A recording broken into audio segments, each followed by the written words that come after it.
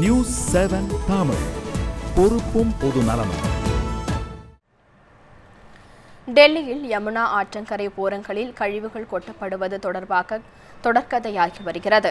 இதனை தடுக்க உச்சநீதிமன்றம் மற்றும் மத்திய நீர்வளத்துறை சார்பில் பல்வேறு நடவடிக்கைகள் எடுக்கப்பட்டாலும் கூட கழிவுகள் அகற்றப்படாத நிலையே காணப்படுகின்றன.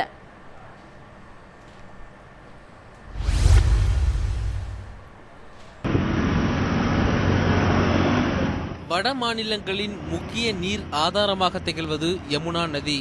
உத்தராஞ்சல் மாநிலம் இமயமலை அருகே அமைந்துள்ள யமுனோதரியில் தொடங்கி டெல்லி, ஹரியானா மாநிலங்களின் வழியாக உத்தரப்பிரதேசத்தின் அலகாபாத் நகரில் உள்ள கங்கை நதியுடன் கலக்கிறது யமுனா நதி.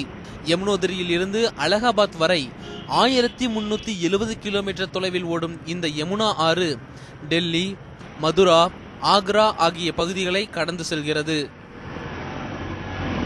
விவசாயிகளின் வாழ்வாதாரமாக இருக்கும் யமுனா ஆற்றின் கரையோரங்களில் உரிய சுத்திகரிப்பு செய்யப்படாததை அடுத்து நதியில் குப்பைகளை கொட்டுவது தொடர் வாடிக்கையாகிவிட்டது.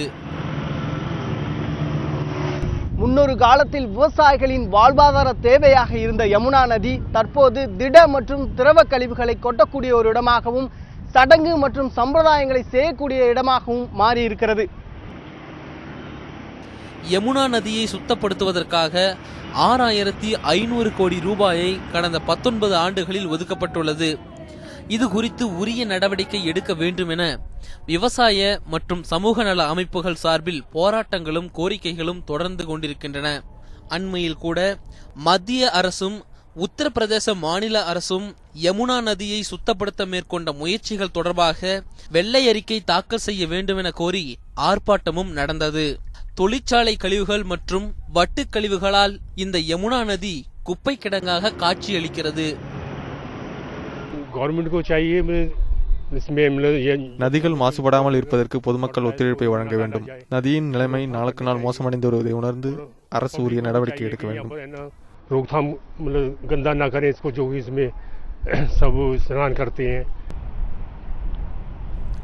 நதிகள் இணைப்பு, சுற்றுப்புற சூழலை பாதுகாப்பதற்காக மத்திய அரசின் சார்பில் பல்வேறு திட்டங்கள் அறிமுகப்படுத்தப்பட்டாலும் அதனால் பயன்பெறக்கூடிய பொதுமக்களின் பங்களிப்பு அதிகமாக இருக்க வேண்டும் என்கின்றனர் அறிவியல் வல்லுநர்கள். யமுனா நதியை சுத்தப்படுத்துவதற்கு மத்திய அரசின் சார்பில் போதுமான நிதிகள் ஒதுக்கப்பட்டிருந்தும் கூட கழிவுகளை கட்டுப்படுத்துவதற்கான செயல் திட்டங்கள் நடைமுறைப்படுத்தப்படவில்லை என்கின்றனர் விவசாயிகள்.